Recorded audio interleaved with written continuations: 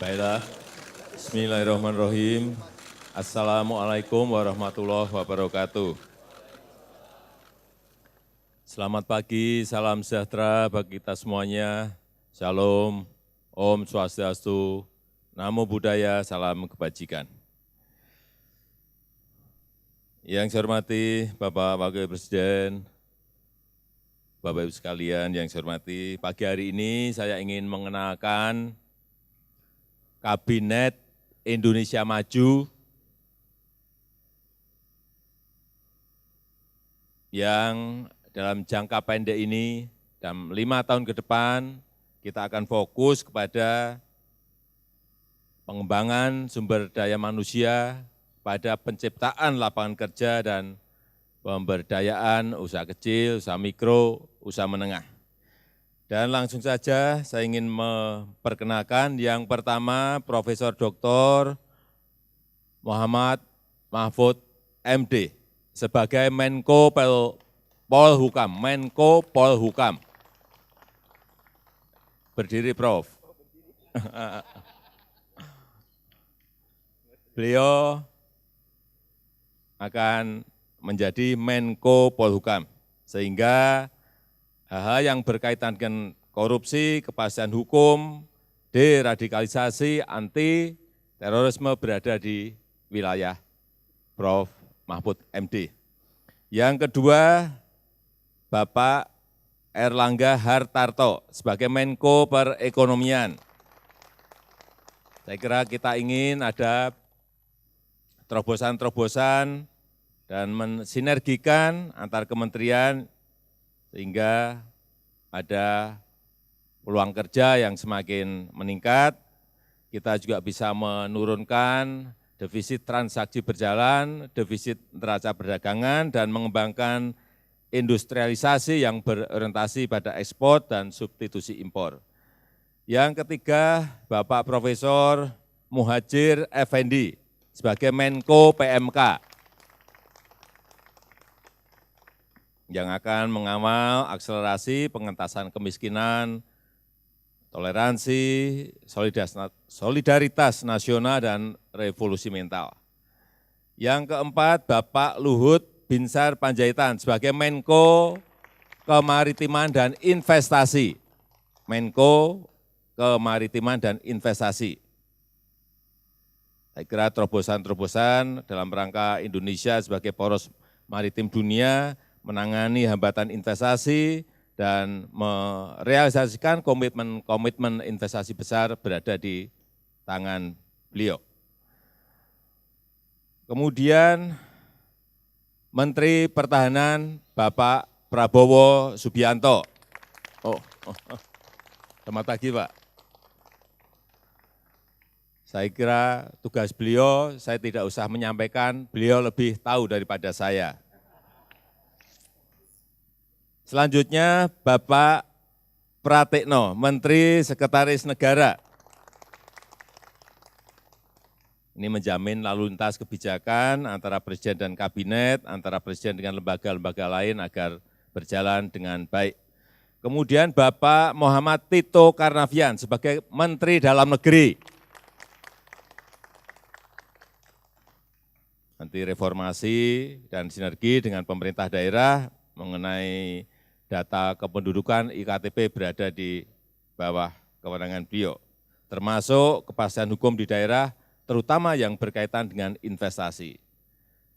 Kemudian selanjutnya Ibu Retno Lestari Priyansasi Marsudi, Bu Retno Marsudi, Menteri Luar Negeri.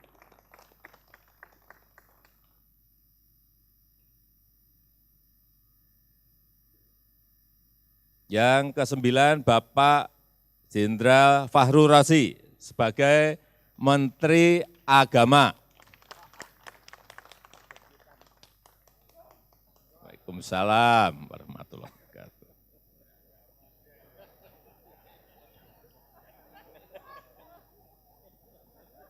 Ini urusan yang berkaitan dengan radikalisme, ekonomi umat, industri halal, saya kira, dan terutama haji berada di bawah beliau. Kemudian Bapak Yasona Hamonangan Lauli, Menteri Hukum dan HAM. Ini saya harapkan nanti mengawal Omnibus Law untuk Undang-Undang Cipta Lapangan Kerja dan juga Undang-Undang Pemberdayaan UMKM. Menteri Keuangan Ibu Sri Mulyani Indrawati.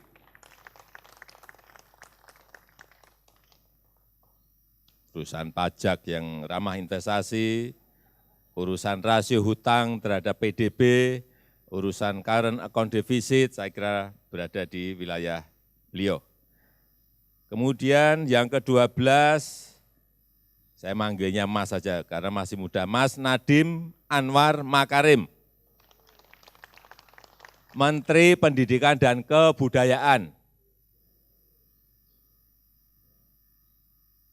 Kita akan membuat terobosan-terobosan yang signifikan dalam pengembangan SDM, yang menyiapkan SDM yang siap kerja, siap berusaha, yang melink and match-kan antara pendidikan dan industri nanti berada di wilayah Mas Nadiem Makarim. Yang ke-13, Jenderal Dr. Terawan Agus Putranto, Menteri Kesehatan. Kira nanti urusan stunting, industri kesehatan, layanan kesehatan dasar, kemudian juga tata kelola BPJS berada di wilayah beliau. Kemudian yang ke-14, Bapak Juliari Peter Batubara, Menteri Sosial. Urusan kartu sembako murah, program Keluarga Harapan, kemudian manajemen kebencanaan untuk bantuannya berada di bawah beliau.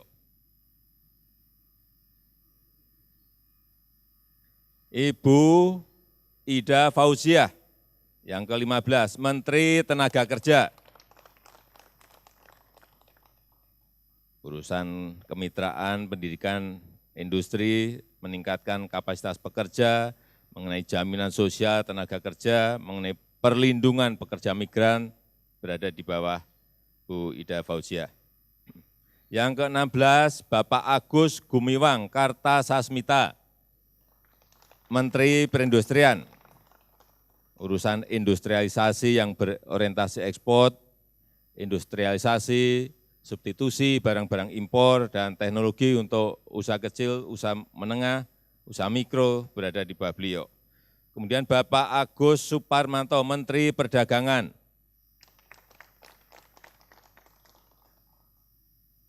Urusan ekspor, impor, masalah perdagangan, raca perdagangan berada di bawah beliau. Kemudian Bapak Arifin Tasrif, Menteri ESDM.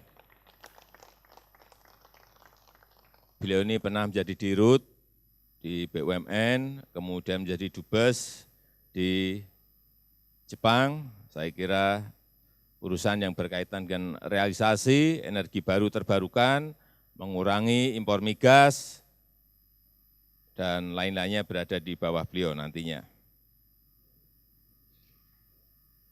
Kemudian Bapak Basuki Hadi Mulyono, Menteri PUPR.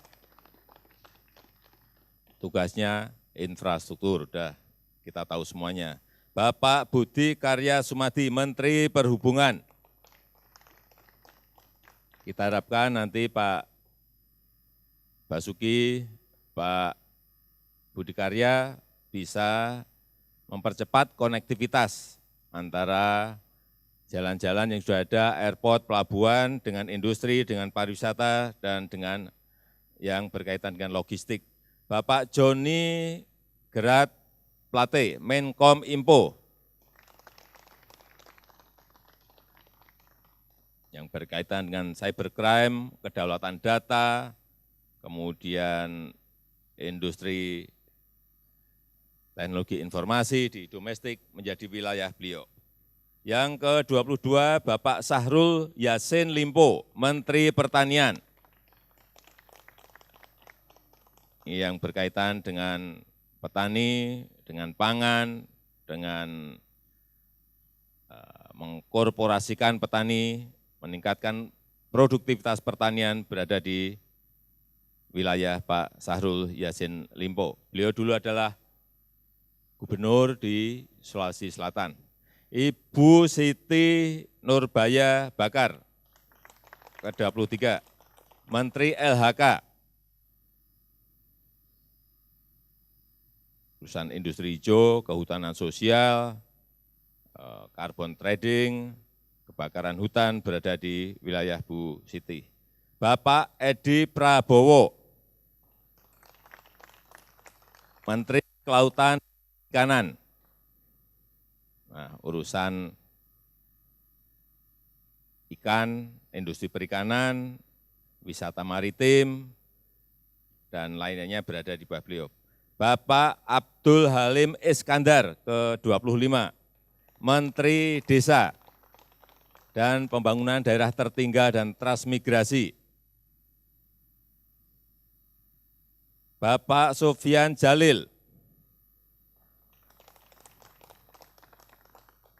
sertifikasi tanah, redistribusi lahan berada di wilayah Pak Sofyan Jalil. Kemudian Bapak Suharso Mono Arfa, Menteri PPN dan Kepala Bappenas. Beliau adalah dari P3.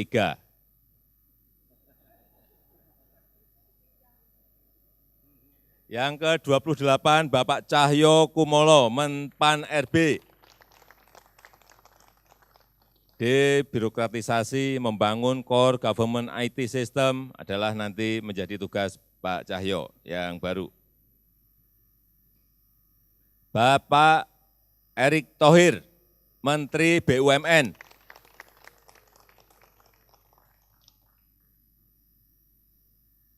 Membangun BUMN,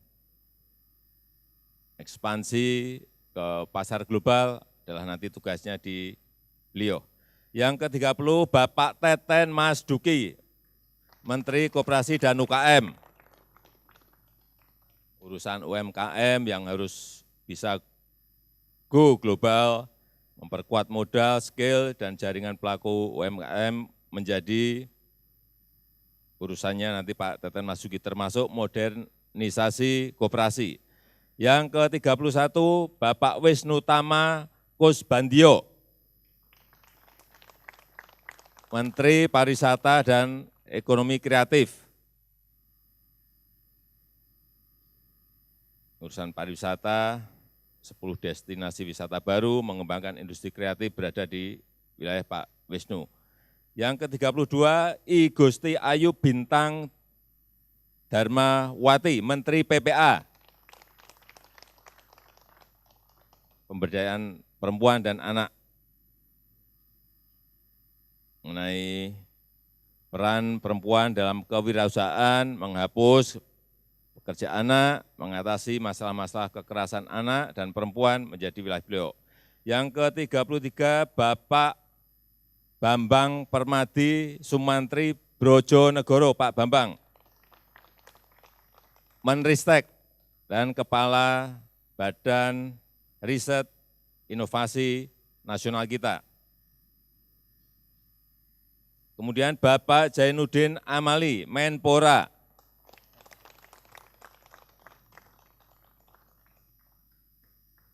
Sepak bolanya, Pak.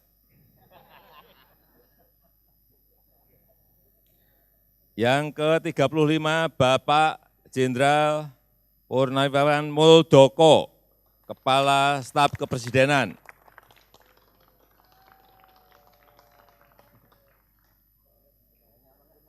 Yang ke-36, Bapak Pramono Anung, Seskap. Jadi yang di istana ini tetap Pak Muldoko, Pak Pramono, Pak Pratikno masih tetap. Kemudian yang ke-37, Pak Bahlil Lahadalia, urusan investasi, ini Kepala BKPM.